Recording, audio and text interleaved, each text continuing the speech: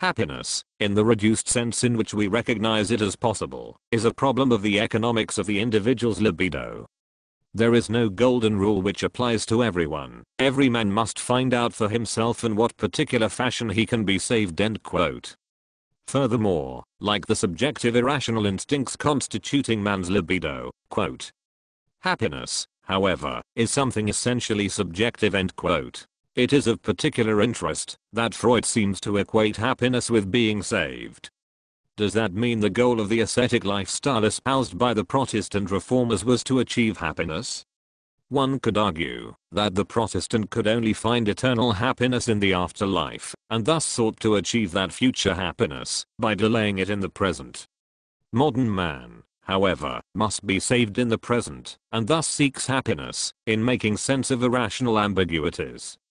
Thus, the social Darwinists, in striving to explain the harsh conditions of capitalism during the Industrial Revolution, justify its existence as an evolving social organism that will ultimately guarantee the happiness of mankind. Spencer alludes to the division of labor in society to elucidate this, quote, when he finds that while social health, in a measure, depends on the fulfillment of some function in which he takes part, his happiness depends on the normal action of every organ in the social body. When he duly understands this, he must see that his own welfare and all men's welfare are inseparably. No one can be perfectly happy till all are happy. End quote.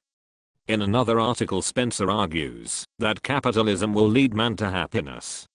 In comparing evolution to capitalistic society, Spencer states, quote, there is a gradual advance towards harmony between man's mental nature and the conditions of his existence. Evolution can end only in the establishment of the greatest perfection and the most complete happiness. End quote. But can evolution end? Can capitalism, constantly evolving, changing, accumulating, and rationalizing, end? The social Darwinists seem to think so, but they overlook the fact that evolution seems to be an infinite progression by its very nature.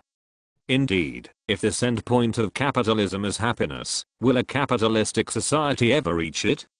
Freud pessimistically states that the concept of eternal happiness is essentially delusional, but one must keep in mind that Freud himself is a product of this confounded empirical society we have described. Furthermore, adopting his theories as fact would mark an end of individual intellectual progression. By believing Freud, we submit to his ideology, and thus our intellect clings to a consistency, and subsequently has nothing to do. In a Freudian sense, we gain security through this submission, but we lose freedom, and thus we are left unsatisfied. A vicious cycle is seen here. Thus, in any rational pursuit, such as the analysis that I have just delivered, one stumbles upon ultimate dissatisfaction. Like capitalism, an analysis is a progression, or an evolution of rational ideas, and thus in an attempt to find security, we discover that we are ultimately insecure. In the unsettling words of Herbert Spencer, the end